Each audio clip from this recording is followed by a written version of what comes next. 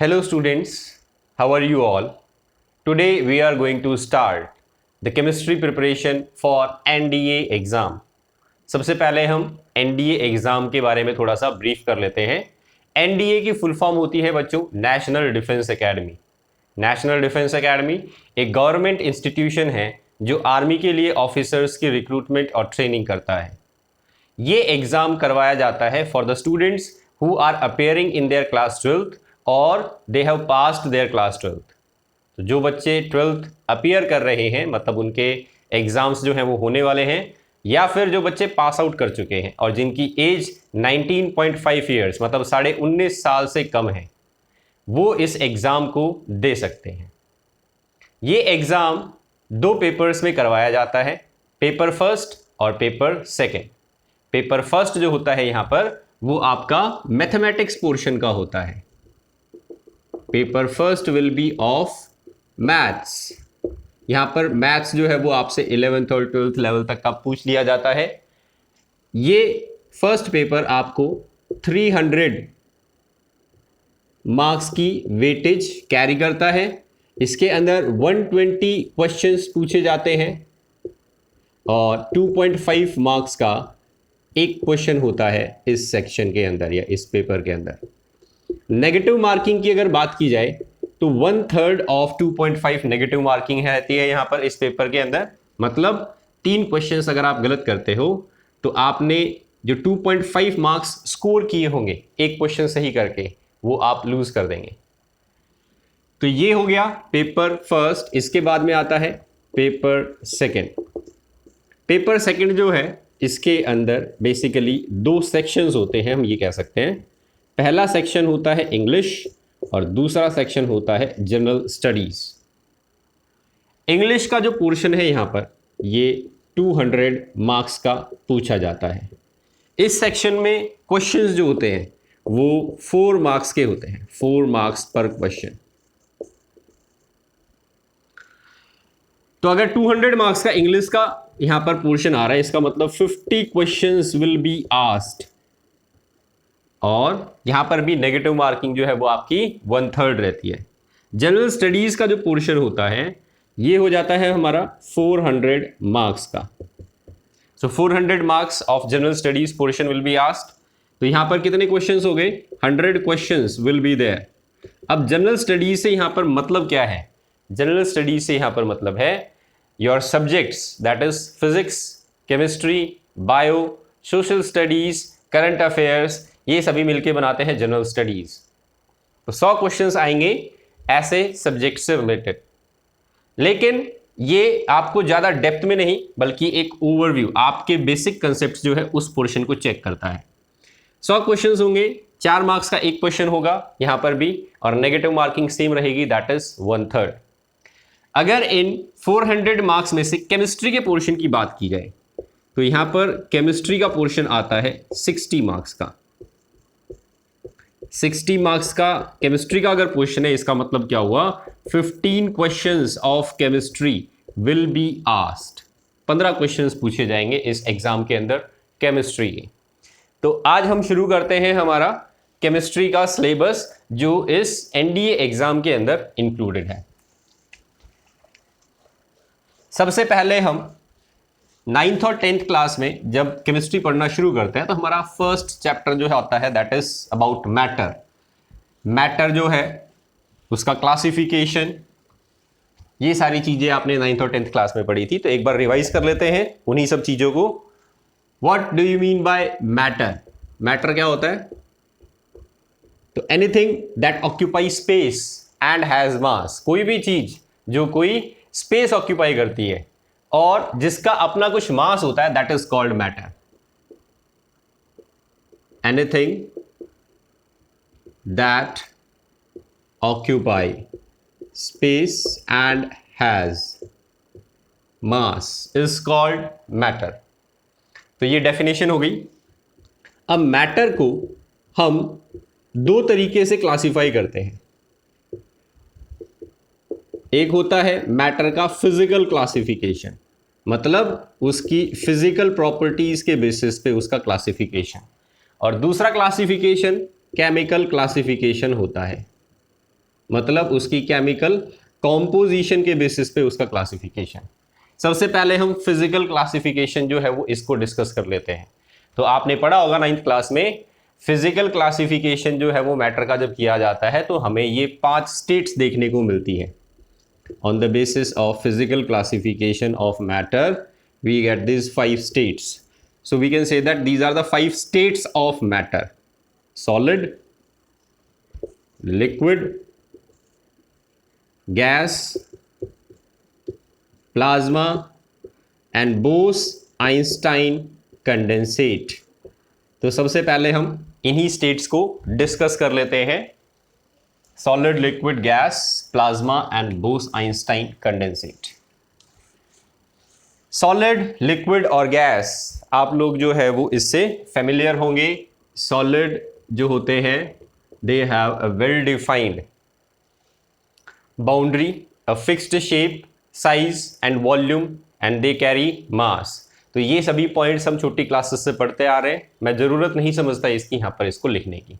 तो सॉलिड्स हो गए। लिक्विड्स जो होते हैं they have a mass, they have a fixed volume but they do not carry a fixed shape. वो कंटेनर की शेप ले लेते हैं जिसमें भी उसको हम डाल के रखते हैं, so they are called liquid. Gas के केस में क्या हो जाता है? गैस के केस में ना तो वॉल्यूम फिक्स रहती है, ना ही उसका जो साइज या शेप है वो फिक्स रहता है। तो these are called gases. Examples आपको पता ही होंगे सॉलिड्स और लिक्विड्स और गैसेस के। इसके बाद में आते हैं हम प्लाज्मा पे। सॉलिड, लिक्विड, गैस, ये प्रॉपर्टीज आप फेमिलियर हैं। प्लाज्मा की बात करते हैं।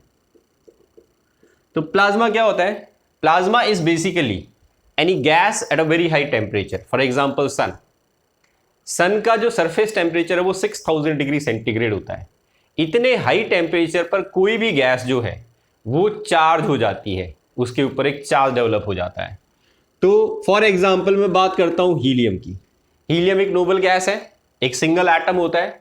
जब आप इसको बहुत ज़्यादा हाई टेम्परेचर के ऊपर हीट कर देंगे तो क्या हो जाएगा, इसके ऊपर कोई पॉजिटिव चार्ज जो है वो डेवलप हो जाएगा और इसका कोई ना कोई इलेक्ट्रॉन जो है वो बाहर इजेक्ट हो जाएगा। तो उस टाइम पर ये जो मिक्सचर हो गया of electron and the charge gas, this is called plasma. इस मिक्सचर को बोला जाता है प्लाज्मा। तो प्लाज्मा की डेफिनेशन क्या हो जाती है? It is a mixture of positively charged atoms and molecules of gas and the electrons emitted by them. Mixture of positively charged atoms or molecules of gas and electrons. This is called plasma. इसका हम daily life में कहाँ use देखते हैं? तो इसका हम use देखते हैं, आपने बल्ब का एग्जाम्पल अगर पढ़ा है, बल्ब जो है वो हमें लाइट एमिट करता है और आपने कभी अगर बल्ब को चेंज किया होगा, बल्ब फ्यूज हो जाता है तो हम उसको चेंज करते हैं या रिप्लेस करते हैं कहीं पर, तो आप जब उसको हाथ लगाएंगे तो वो आपको गर्म फील होगा, it has a high temperature. तो आपने पढ़ा है छोटी क्लासेस में कि बल्ब के अंदर जो है वो गैसेस को फिल किया जाता है, जैसे कि आर्गन गैस जो है वो फिल की जाती है बल्ब के अंदर। आर्गन गैस को क्यों फिल किया जाता है बल्ब के अंदर? क्योंकि जब टंगस्टन फिलामेंट गर्म होता है तो अगर वहां पर एयर प्रेजेंट होगी बल्ब के आसपास तो वो क्या कर देगी, टंगस्टन फिलामेंट इसको कंबशन करके ऑक्साइड में कन्वर्ट कर देगी, और टंगस्टन अगर ऑक्साइड में कन्वर्ट हो गया तो उसके बाद में तुम्हारा बल्ब काम करना बंद कर देगा, फ्यूज हो जाएगा, ये कह सकते हैं। तो हमें एयर को जो है वो टंगस्टन के पास नहीं लेके जाना था ताकि टंगस्टन का ऑक्साइड ना बने। इस वजह से हम वहां पर एक इनर्ट गैस, एक नोबल गैस जो है उसको फिल कर देते हैं, जो कि टंगस्टन के चारों तरफ प्रेजेंट होती है और ऑक्सीडेशन नहीं होने देती, मतलब ऑक्साइड नहीं बनने देती टंगस्टन के फिलामेंट का। तो इस वजह से नोबल गैस को फिल किया जाता है, दैट इज आर्गन। तो देखो बच्चों, आप मोस्टली जो इल्यूमिनेटिंग डिवाइसेस हैं, चाहे वो CFL है, चाहे वो ट्यूबलाइट है, चाहे वो बल्ब है, इसके अंदर गैसेस को फिल करते हैं और गैसेस को फिल करके जब आप करंट पास करवाते हैं या फिर किसी भी गैस को जब आप हाई टेम्परेचर पे हीट करते हैं तो ऑटोमेटिकली वो चली जाती है प्लाज्मा स्टेट में। तो ये सभी डिवाइसेस जो हैं इनके अंदर जो गैस फिल की गई थी वो हाई टेम्परेचर पे या फिर इलेक्ट्रिक करंट पास करने की वजह से प्लाज्मा स्टेट में चली जाती है। तो we can say that the illuminating devices that we are using in our daily life they contain plasma in them. Charge हो जाती है उनके अंदर जो गैस फिल की गई है इस प्रोसेस की वजह से। तो ये हो गई हमारी प्लाज्मा स्टेट।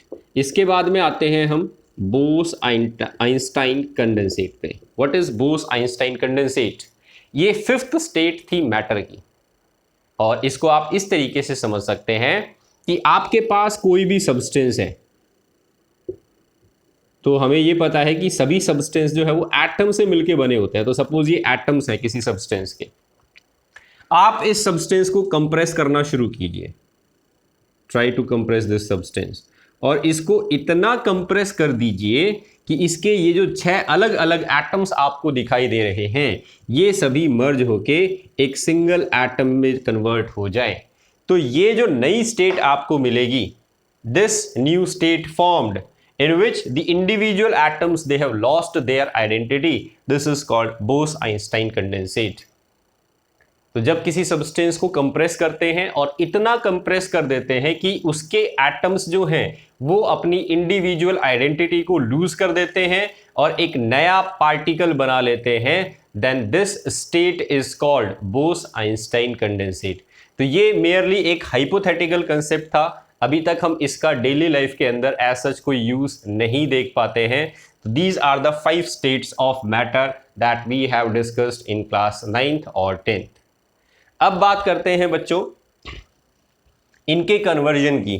तो जैसा कि आप लोग जो है फिजिकल ट्रांसफॉर्मेशन देखते हैं, जिनको हम फिजिकल चेंजेस भी बोलते हैं, तो उसमें आप इन्हीं स्टेट्स को चेंज होता हुआ स्टडी करते हैं। सॉलिड जो है ये कन्वर्ट हो जाता है लिक्विड में, और लिक्विड जो है ये कन्वर्ट हो जाता है सॉलिड में। तो this is called physical transformation, this is called physical transformation या फिजिकल चेंजेस कह सकते हैं हम इनको। तो सॉलिड से लिक्विड में जब भी कोई चीज कन्वर्ट होती है, this process is called melting या फिर इसको फ्यूजन भी बोलते हैं। इस प्रोसेस को हम मेल्टिंग या फ्यूजन बोलते हैं। तो मेल्टिंग का मतलब क्या होता है, किसी भी चीज को जो है वो इतना गर्म कर दो कि वो सॉलिड स्टेट से लिक्विड स्टेट में चली जाए, that is called melting. Liquid से अगर सॉलिड में कोई चीज जा रही है तो this is called freezing. Melting का जस्ट उल्टा हो जाता है, या फिर इसको सॉलिडिफिकेशन भी कह सकते हैं, solidification. So these are the terms that are used during this phase transformation. Liquid से अगर हम गैस में किसी चीज को कन्वर्ट करते हैं, then this process is called vaporisation. एक इवेपोरेशन टर्म भी यूज होता है यहां पर लिक्विड से गैसियस स्टेट में कन्वर्ट करने के लिए। इन दोनों का मतलब जो है वो एक ही होता है। अगर गैस से लिक्विड स्टेट में हम किसी चीज को कन्वर्ट करते हैं, then it is called condensation. This is condensation. तो आपने देखा होगा एग्जाम्पल्स कई सारे हम देखते हैं, किसी ग्लास के अंदर जो है वो आप ठंडा पानी डाल के रख दीजिए, तो उस ग्लास के चारों तरफ बाहर जो है वो वाटर वेपर्स कलेक्ट हो जाते हैं, कंडेंस हो जाते हैं। This is called condensation. Water vapours atmosphere में गैसियस स्टेट में प्रेजेंट होते हैं। तो इन सभी प्रोसेस की डेफिनेशन जो है वो भी मैं नहीं समझता कि आपको बताने की जरूरत है, you are all familiar with it. तो यहां पर देखिए इस प्रोसेस से रिलेटेड एक डेफिनेशन आ जाती है, the temperature at which a solid starts melting that is called melting point। अब melting point की जो है वो यहां पर कई definitions होती हैं, जैसे कि the temperature at which solid changes into liquid is called its melting point। एक definition होगी। अब देखिए दूसरी definition जो 11th क्लास के अंदर हमने पढ़ी थी, the temperature at which solid is in equilibrium with liquid। temperature at which solid is in equilibrium with liquid is called its melting point। और एक और डेफिनेशन में बता देता हूं आपको, ये डेफिनेशन आप 12th क्लास के अंदर जो सॉल्यूशन चैप्टर हमने पढ़ा था वहां पर आप देख सकते हैं। सॉलिड और लिक्विड जो है वो इक्विलिब्रियम में कब होते हैं? The temperature at which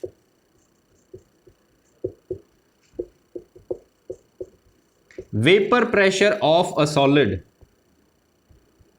vapour pressure of a solid is equal to vapor pressure of liquid. So this is called its melting point.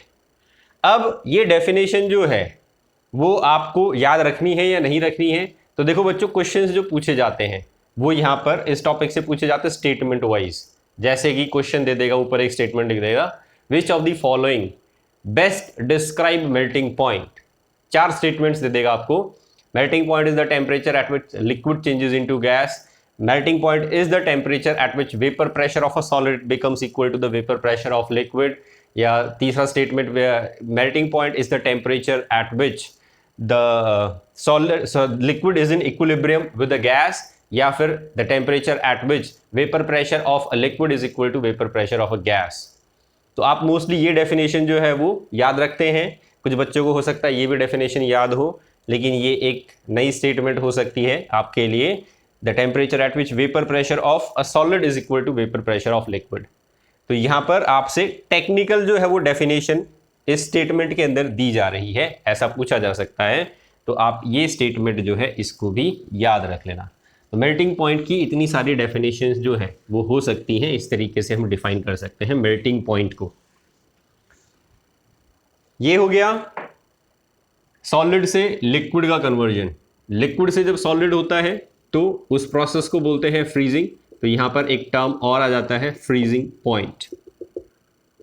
So what is freezing point? इसी तरीके से अगर हम इसको भी डिफाइन करते हैं तो freezing point, the temperature at which liquid changes into solid.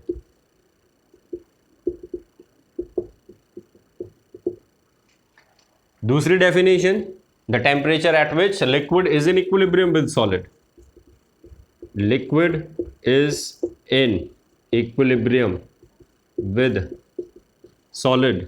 और तीसरी definition, it is the temperature at which vapour pressure of liquid is equal to vapour pressure of solid. तो जो भी स्टेट जिसमें भी चेंज हो रही है उसका वेपर प्रेशर जो है वो बराबर हो जाएगा। तो ये हो गई हमारी डेफिनेशन फ्रीजिंग पॉइंट की। अब देखो बच्चों, एक कंसेप्चुअल सा क्वेश्चन होता है, जनरल सी बात है ये, वाटर का मेल्टिंग पॉइंट जो है वो कितना होता है? तो आपने पढ़ा होगा 0 डिग्री सेंटीग्रेड पे वाटर मेल्ट होना शुरू हो जाता है।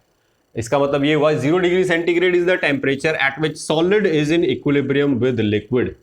जब इक्विलिब्रियम में आ गया तो इसका मतलब ये हुआ कि अगर सॉलिड से लिक्विड में मेल्टिंग है तो ये फ्रीजिंग हो गया। इसका मतलब मेल्टिंग पॉइंट यहां पर आता है, फ्रीजिंग पॉइंट यहां पर आता है। तो melting point is equal to freezing point. General सी बात है। तो आपको कोई भी इस तरह के क्वेश्चन में जो है वो उलझा सकता है। वाटर का फ्रीजिंग पॉइंट कितना होता है? 0 degree centigrade.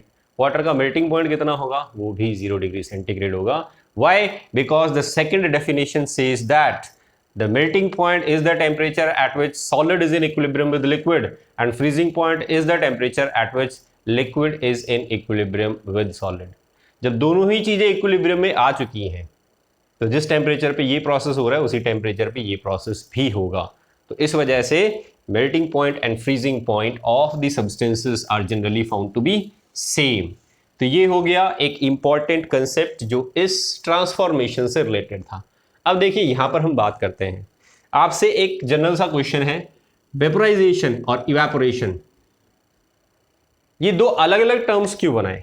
Y we are using these two terms? तो देखो, पहले तो लिक्विड से गैस में चेंज को जो है वो स्टडी कर लेते हैं। कोई भी चीज अगर लिक्विड से गैसियस स्टेट में जा रही है तो उसको आप कह सकते हैं कि vaporisation is taking place.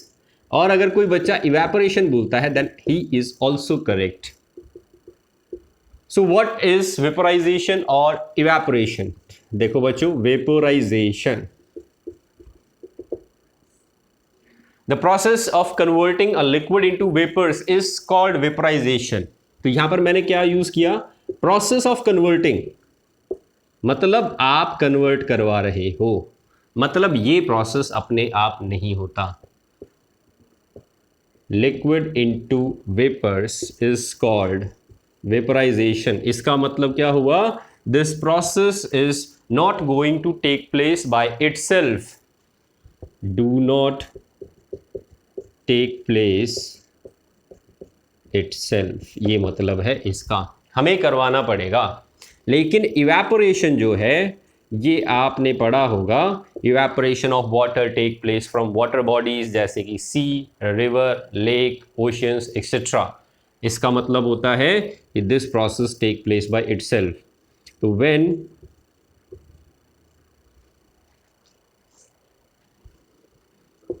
liquid gets converted into vapors by itself, then it is called evaporation।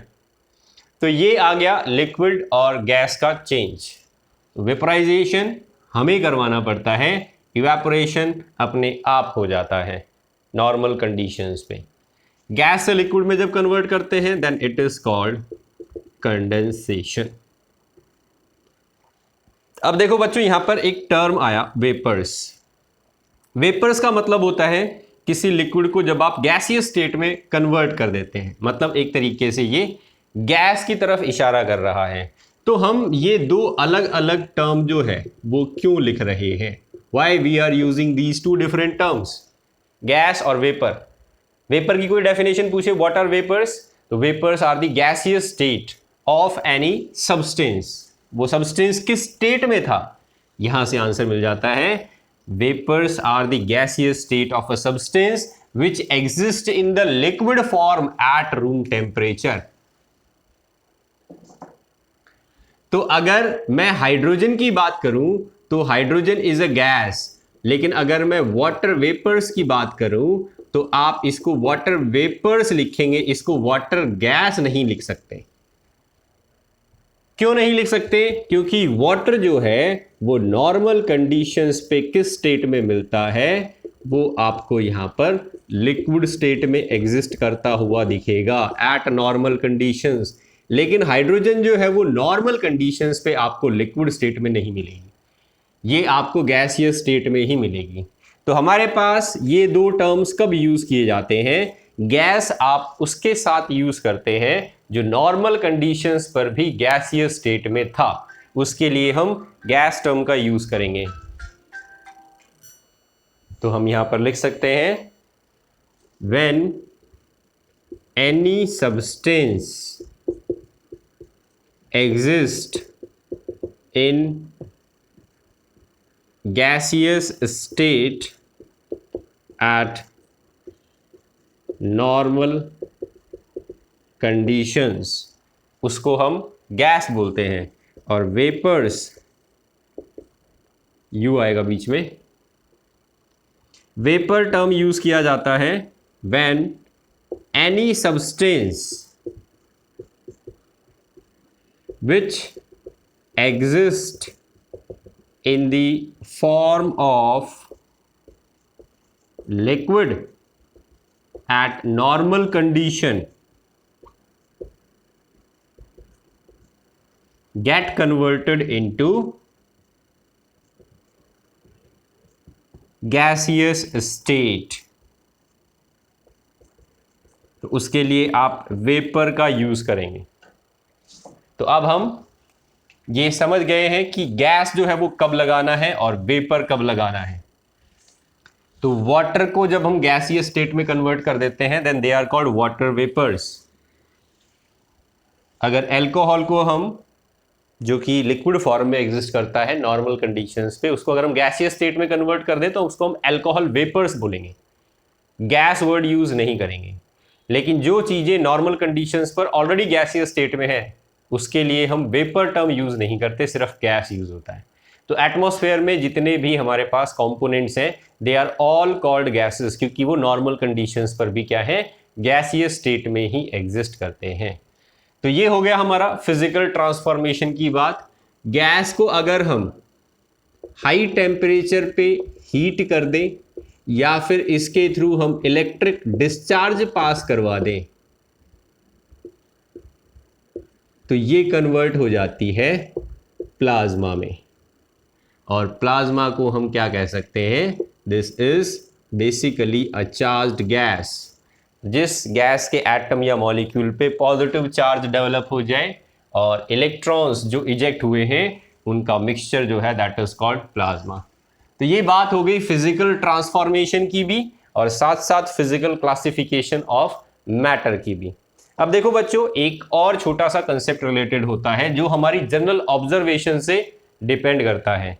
आप कभी अगर फ्रिज का डोर खोलेंगे और आप फ्रीजर को देखेंगे तो फ्रीजर के अंदर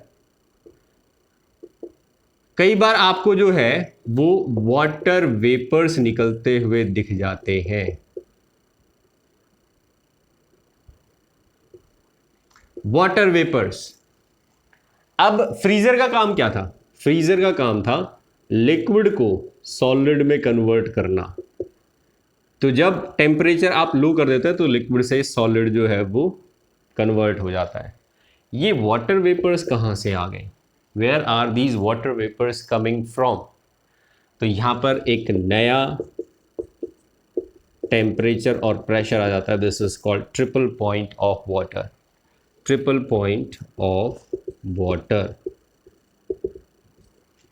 वाटर जो है वो लिक्विड और सॉलिड स्टेट में था, लेकिन मैंने आपको एक बात बताई कि इवेपोरेशन जो है वो होता रहता है वाटर का अपने आप।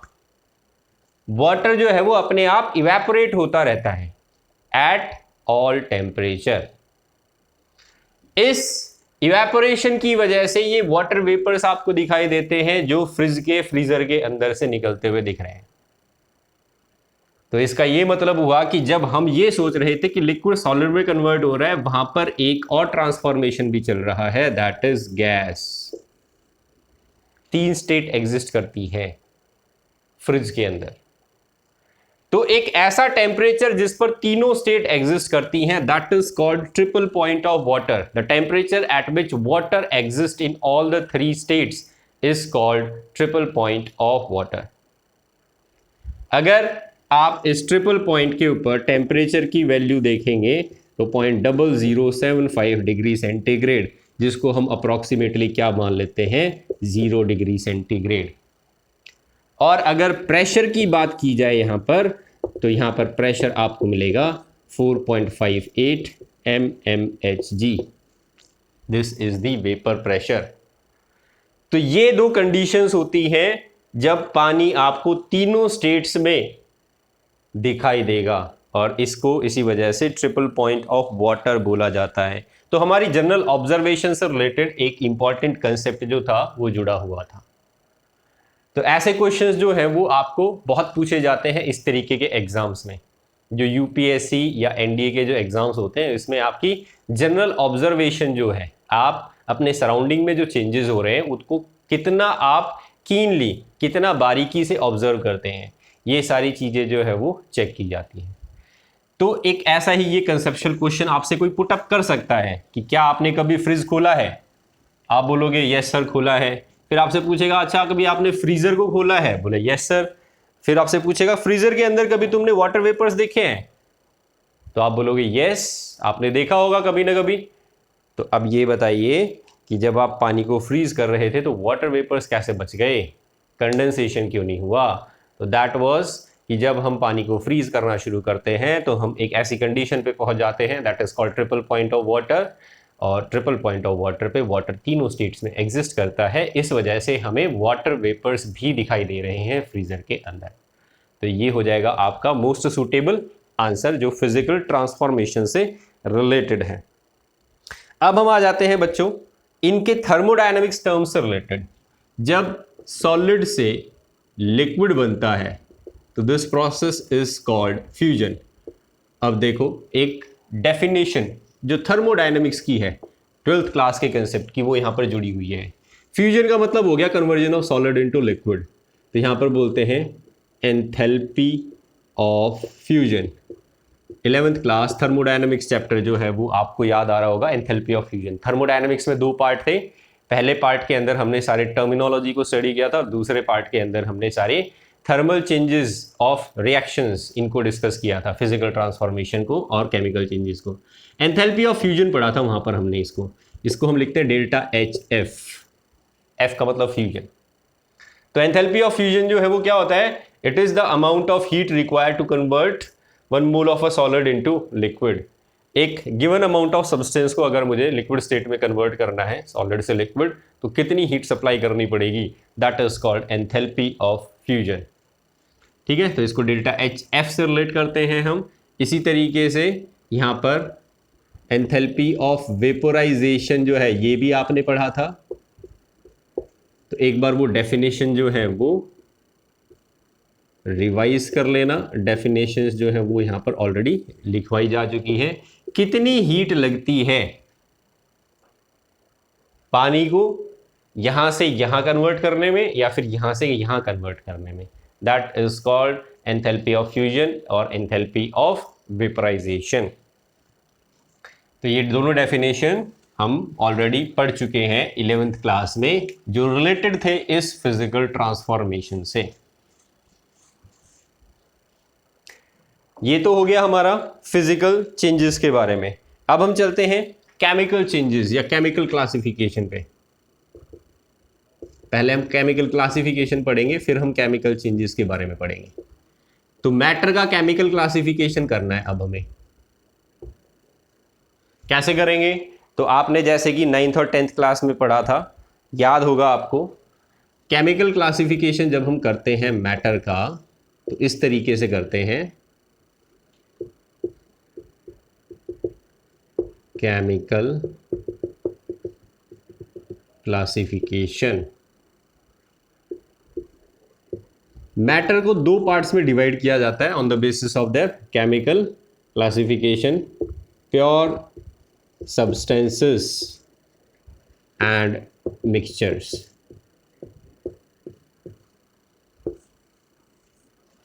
तो प्योर सब्सटेंस बनाए गए और मिक्सचर जो है ये बनाए गए। इसके अलावा हम दो और कैटेगरी जो है वो यहां पर बना सकते हैं, पर वो भी यहां पर आगे इंक्लूड ही हो जाते हैं। तो आप इसको यहां पर ही एक साथ ही बना लेना मिक्सचर वाली कैटेगरी में। सबसे पहले आते हैं हम प्योर सब्सटेंसेस के ऊपर। प्योर सब्सटेंसेस होते हैं दो टाइप के बच्चों, एक होता है एलिमेंट और एक होता है कंपाउंड। एलिमेंट जो है इसको हम क्लासिफाई करते हैं इन तीन कैटेगरीज में। तो आपने पढ़ा होगा पीरियोडिक टेबल जो है उसके अंदर क्या होते हैं, सभी एलिमेंट्स इंक्लूडेड होते हैं। तो ये कौन कौन से एलिमेंट्स होते हैं हमारे पास? ये होते हैं metals, non metals and metalloids. Metals, non metals and metalloids, these are the elements that are pure substances. जब हम कंपाउंड की बात करते हैं तो कंपाउंड जो है वो यहां पर हो जाते हैं दो कैटेगरी में डिवाइड: ऑर्गेनिक कंपाउंड और इनऑर्गेनिक कंपाउंड। ये हो गया कंपाउंड का क्लासिफिकेशन। इसके बाद में आते हैं हम मिक्सचर पे। तो मिक्सचर को भी हम दो कैटेगरी में डिवाइड करते हैं: होमोजीनियस मिक्सचर एंड हेट्रोजीनियस। तो ये हो गई हमारे पास दो कैटेगरी मिक्सचर की। तो ये क्लासिफिकेशन है जिसको हम केमिकल क्लासिफिकेशन बोलते हैं मैटर का। तो देखो, सबसे पहले category pure substances and mixture. इसमें एक ही तरह के एटम्स या मॉलिक्यूल्स प्रेजेंट होते हैं जिस भी सब्सटेंस में, that is called pure substance. लेकिन अगर तुम्हारे पास कोई ऐसा सब्सटेंस है जिसमें एक से ज्यादा तरह के एटम्स या मॉलिक्यूल्स प्रेजेंट हो, then it is called a mixture. तो सबसे पहले तो हम प्योर सब्सटेंसेस जो है इनको डिस्कस कर लेते हैं एक बार।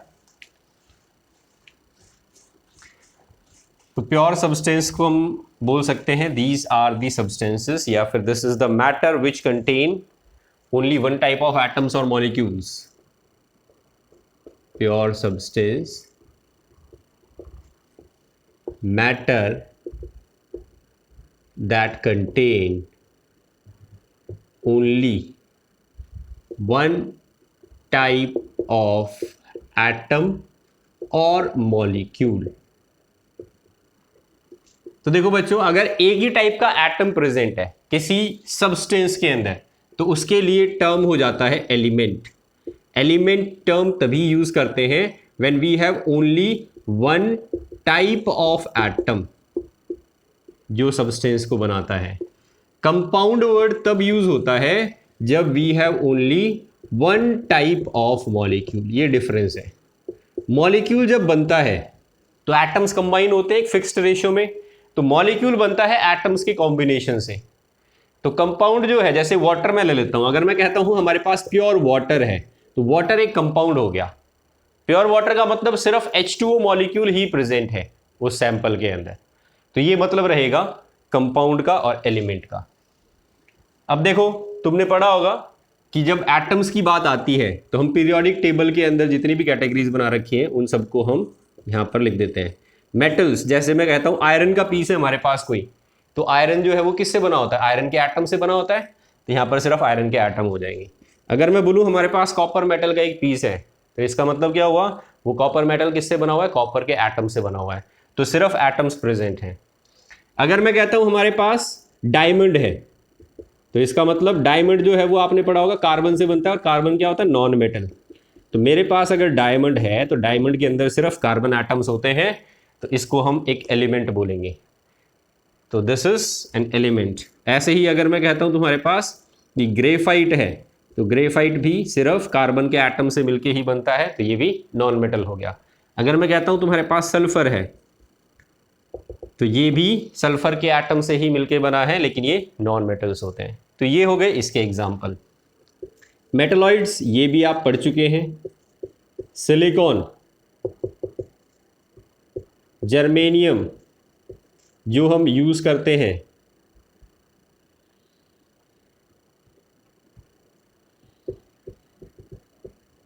सेमीकंडक्टर्स बनाने के लिए। तो अगर प्योर स्टेट में सिलिकॉन है हमारे पास, इसका मतलब हम एलिमेंट की बात कर रहे हैं, और मेटलॉइड हो जाएगा हमारा ये एलिमेंट।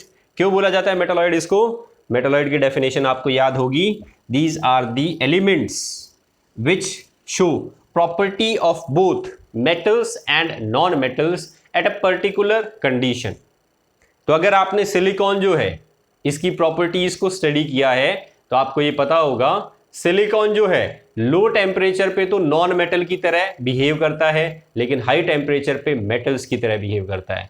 इसकी कंडक्टिविटी, इसका कंडक्टेंस जो है वो लो टेम्परेचर पे तो इंसुलेटर जैसा हो जाता है। लो टेम्परेचर पे ये इलेक्ट्रिसिटी कंडक्ट नहीं करता, लेकिन हाई टेम्परेचर पे ये मेटल्स के जैसा हो जाता है और कंडक्टिविटी शो करने लग जाता है। तो एक ही सब्सटेंस दो अलग अलग टेम्परेचर पर जब अलग अलग प्रॉपर्टी शो करता है तो उसको हम मेटलॉइड कह सकते हैं। तो ये हो गया प्योर सब्सटेंस का क्लासिफिकेशन। अब हम कंपाउंड की बात कर लेते हैं, क्योंकि ये सेकंड कैटेगरी थी प्योर सब्सटेंसेस की।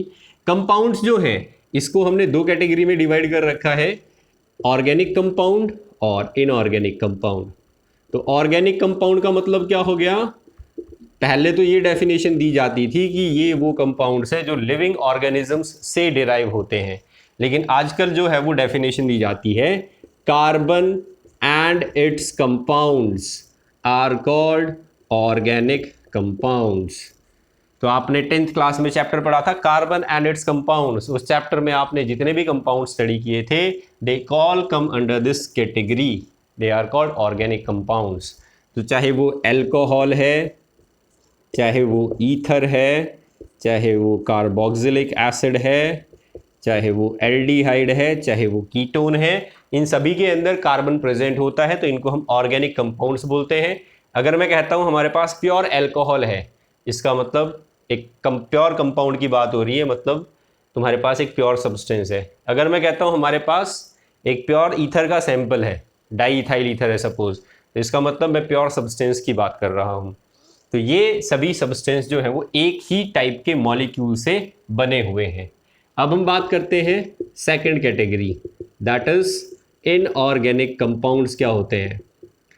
तो इस एक एलिमेंट को छोड़ दो, कार्बन को छोड़ के बाकी जितने भी एलिमेंट्स हैं उनके कंपाउंड्स को स्टडी किया जाता है यहाँ पर।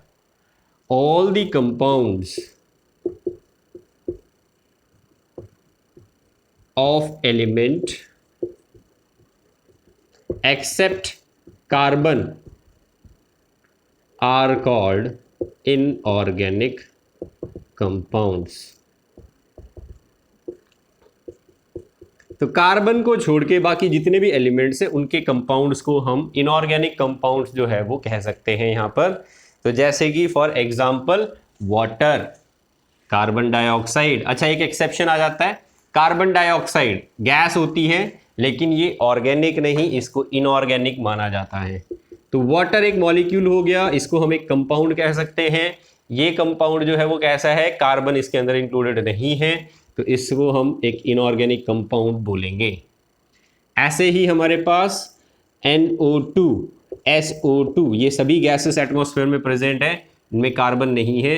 एक एक्सेप्शन याद रख लेना, CO2 गैस लिविंग ऑर्गेनिजम्स भी एक्सक्रीट करते हैं और एटमॉस्फेयर में भी प्रेजेंट होती है। तो आपने अगर एटमॉस्फेयर का कॉम्पोजिशन पढ़ा हो, जब बिग बैंग थ्योरी पढ़ी थी हमने फिजिक्स के अंदर, तो हमने ये देखा था कि जब लिविंग ऑर्गेनिजम्स अर्थ की सरफेस पे नहीं थे तब भी कार्बन डाइऑक्साइड गैस अर्थ की सरफेस पे प्रेजेंट थी। इसका मतलब क्या हुआ कि हमने कार्बन डाइऑक्साइड को नहीं प्रोड्यूस किया, बल्कि ये ऑलरेडी हमारे एटमॉस्फेयर पे एग्जिस्ट करती थी। और क्योंकि उस टाइम पर लिविंग ऑर्गेनिज्म नहीं थे, नॉन लिविंग थिंग्स थी, इस वजह से इस गैस को हम एक इनऑर्गेनिक कंपाउंड्स की कैटेगरी में डालते हैं। तो यहाँ पर इन सभी कंपाउंड्स को इनऑर्गेनिक कंपाउंड्स बोला जाएगा। SiO2, Fe2O3, Al2O3, FeSO4, सभी कंपाउंड्स जो कार्बन कंपाउंड्स की कैटेगरी में नहीं आते, they are all inorganic compounds. तो ये हो गया हमारा प्योर सब्सटेंस का क्लासिफिकेशन, केमिकल क्लासिफिकेशन। इसके बाद में आ जाते हैं हम मिक्सचर के ऊपर। अब देखो बच्चों, मिक्सचर्स जो हैं वो हमने दो कैटेगरी में डिवाइड किए थे। कौन कौन सी कैटेगरी थी? एक थी होमोजीनियस मिक्सचर और एक थी हेट्रोजीनियस मिक्सचर।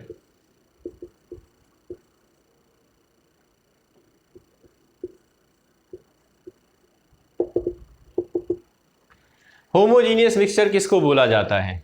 सबसे पहले तो मिक्सचर किसको बोला जाता है? मिक्सचर जो है वो उन सब्सटेंसेस को बोला जाता है जिनके अंदर एक से ज्यादा तरह के एटम्स या फिर मॉलिक्यूल्स प्रेजेंट हैं। The substance made up of more than one type of atom या फिर molecule, they are called mixture. Homogeneous mixture की बात होती है। होमोजीनियस मिक्सचर किसको बोला जाएगा? एक ऐसा मिक्सचर जिसमें यूनिफॉर्म डिस्ट्रीब्यूशन हो इन एटम्स का या फिर इन मॉलिक्यूल्स का। तो यूनिफॉर्म डिस्ट्रीब्यूशन एटम्स का या मॉलिक्यूल्स का हो, then it is called a homogeneous mixture. For example, पानी में शुगर डिसॉल्व कर देते हैं तो पानी के अंदर चीनी घुल जाती है और यूनिफॉर्मली डिस्ट्रीब्यूट हो जाती है। मतलब आप कहीं से भी सैंपल जो है वो कलेक्ट करेंगे इस सॉल्यूशन में से, तो आपको उस सैंपल में वाटर मॉलिक्यूल्स और शुगर के मॉलिक्यूल्स जो है वो इक्वल अमाउंट में मिलेंगे। कोई वेरिएशन नहीं होगा इस पूरी सॉल्यूशन के अंदर नंबर ऑफ वाटर और नंबर ऑफ शुगर मॉलिक्यूल्स का। तो इस तरह के जो मिक्सचर्स होते हैं जिसमें एक यूनिफॉर्म कॉम्पोजिशन देखने को मिलता है throughout the mixture, then they are called homogeneous mixture. ऐसे मिक्सचर्स को होमोजीनियस मिक्सचर बोला जाता है। तो आई होप आप डेली लाइफ के अंदर ये सॉल्यूशन प्रिपेयर करते ही रहते हैं, तो इससे आपको होमोजीनियस सॉल्यूशन या होमोजीनियस मिक्सचर के बारे में समझ में आ गया होगा। हेट्रोजीनियस जो है इसमें क्या हो जाता है? Non uniform distribution. Uniform distribution देखने को नहीं मिलता इस केस में, एक नॉन यूनिफॉर्म डिस्ट्रीब्यूशन देखने को मिलता है। For example water and sand. पानी के अंदर आपने मिट्टी को ऐड कर दिया, जब तक उसको स्टिर करोगे तब तक आपको ऐसा लगेगा कि एक यूनिफॉर्म सॉल्यूशन बन रही है। मिट्टी के पार्टिकल्स कंटिन्यूअसली मूव करते रहते हैं, लेकिन जैसे ही उसको सेटल होने के लिए छोड़ा जाता है, मिट्टी के मॉलिक्यूल्स जो है वो या पार्टिकल्स जो है वो सेटल होने लग जाते हैं।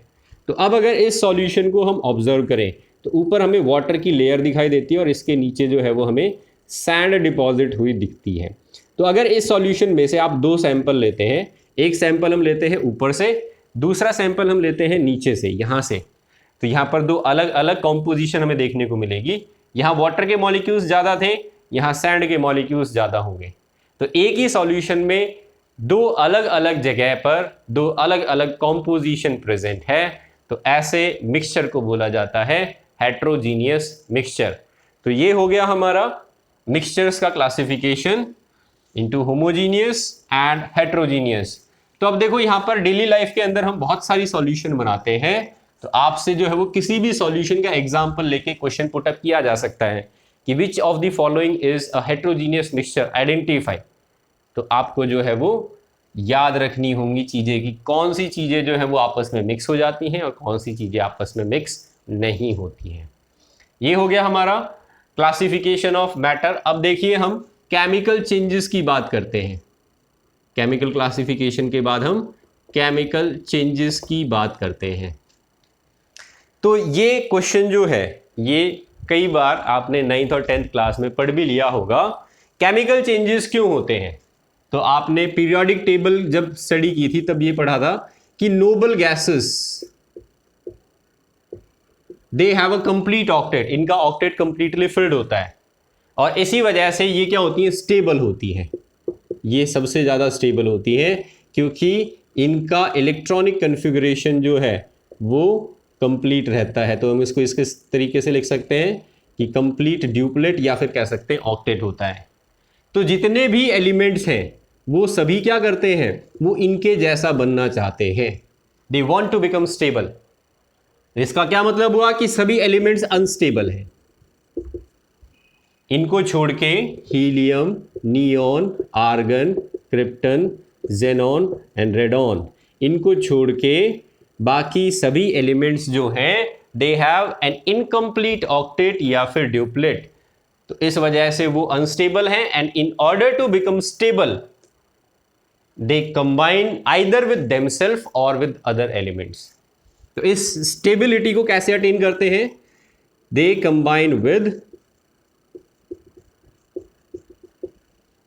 देमसेल्फ और विद अदर एटम्स।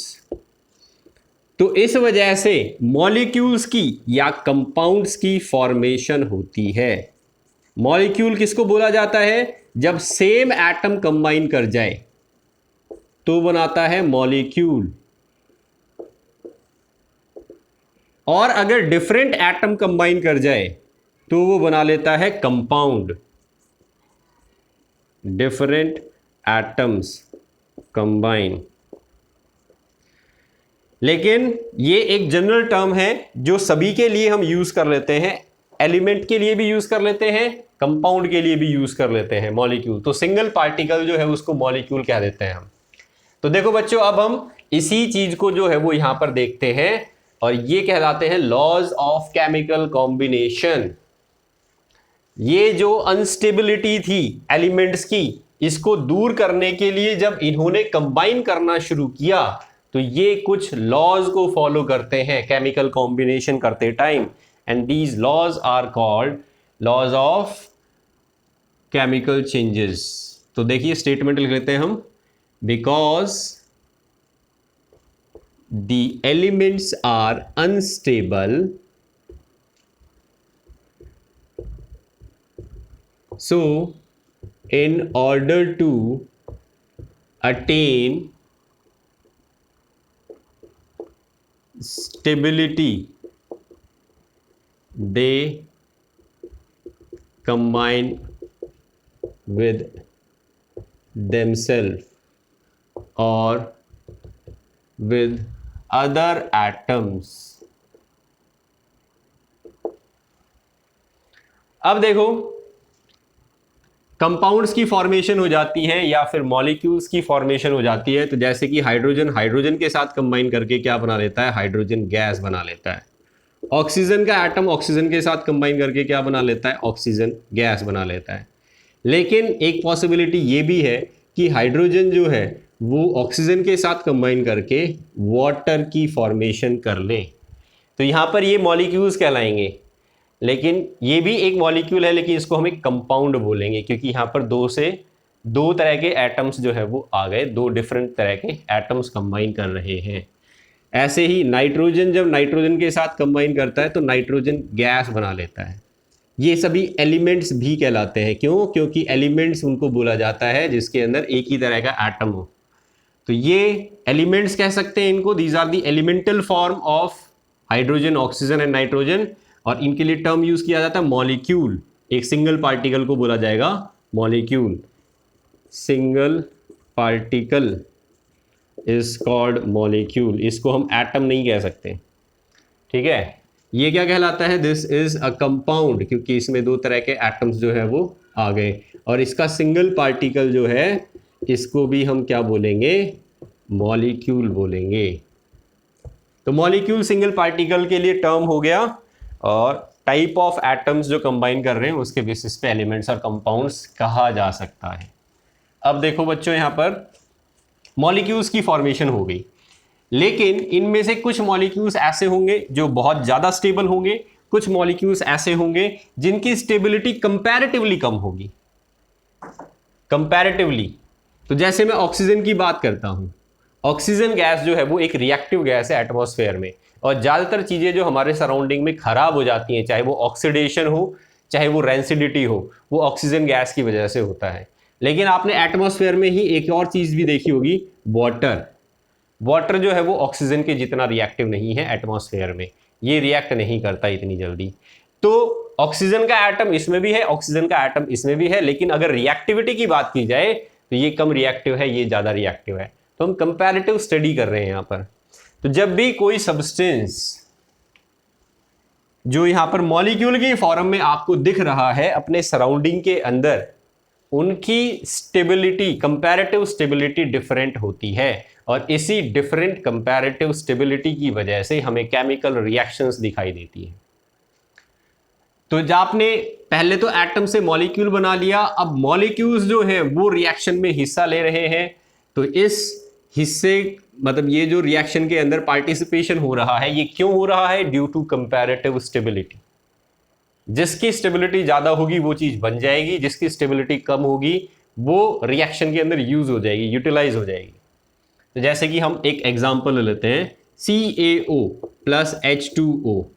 तो ये मिलके क्या बना लेते हैं? CaOH whole twice. तो इसके कंपैरिजन में इसकी स्टेबिलिटी कम है, इस वजह से ये इसके साथ कंबाइन करके किस में कन्वर्ट हो गया? इस चीज में कन्वर्ट हो गया। तो यहां पर हमें एक केमिकल चेंज दिखाई दे रहा है। तो अब आप ये कहोगे कि ये तो हमारे मॉलिक्यूल्स हैं, ये किसी कंपाउंड, इस कंपाउंड का नाम क्या है? कैल्शियम ऑक्साइड या फिर क्विकलाइम। ये हमारा कंपाउंड है, इसका है वाटर।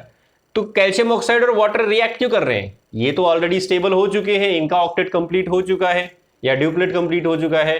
तो यहां पर कंपैरेटिव स्टेबिलिटी की वजह से रिएक्शन हुई। ये चीज उतनी स्टेबल नहीं है जितनी ये चीज स्टेबल थी पानी के अंदर। तो ये पानी के साथ कंबाइन होके इसमें कन्वर्ट हो गया। तो अब कंपैरेटिव स्टेबिलिटी रिस्पॉन्सिबल होती है फॉर द केमिकल चेंजेस। और इसी कंपैरेटिव स्टेबिलिटी को क्या बोलते हैं हम? Thermodynamic stability. जो चीज थर्मोडायनेमिकली जितनी ज्यादा स्टेबल होगी वो बनेगी, जितनी कम स्टेबल होगी वो नहीं बनेगी। The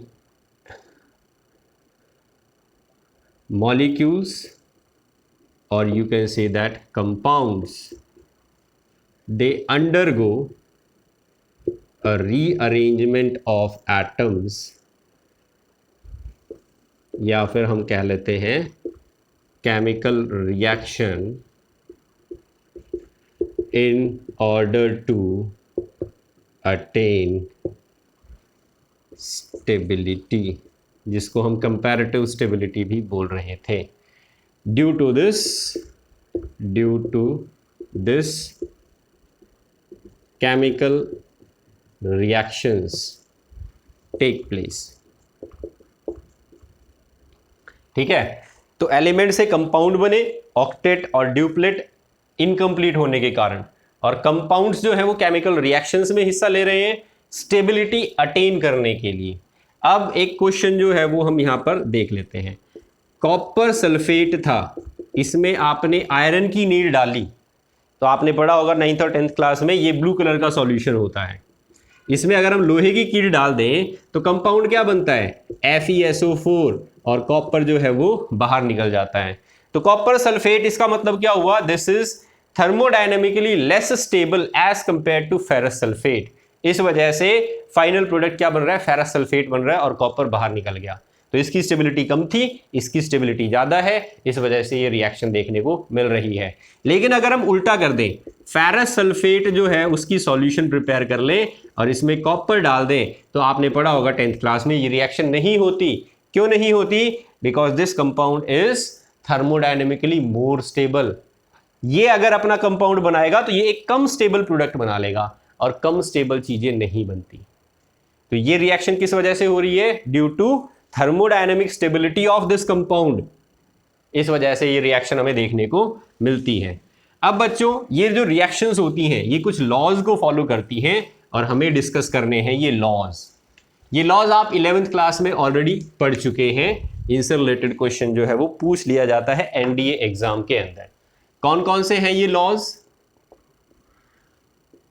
law of conservation of mass, ये लॉ क्या कहता है, तो आपने पढ़ा ही होगा, 9th और 10th क्लास से पढ़ने लग रहे हो। The total mass of reactant is equal to mass of product. ये स्टेटमेंट है इस लॉ की। तो कोई भी रिएक्शन हो वो इस लॉ को फॉलो करती है। क्यों फॉलो करती है, देखो एटम्स का सिर्फ रीअरेंजमेंट हो रहा है, नया एटम बन नहीं रहा, पुराना एटम खत्म नहीं हो रहा। इसको बोलते हैं प्रिंसिपल ऑफ एटम कंजर्वेशन।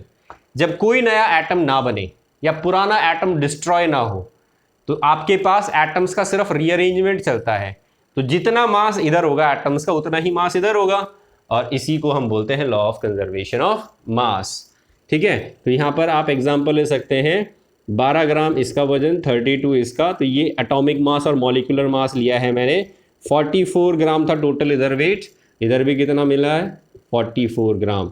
तो दोनों तरफ एटॉमिक मास और मॉलिक्यूलर मास, और इधर मॉलिक्यूलर मास जो है वो क्या आ रहा है, सेम आ रहा है। तो इसका मतलब law of conservation of mass is followed.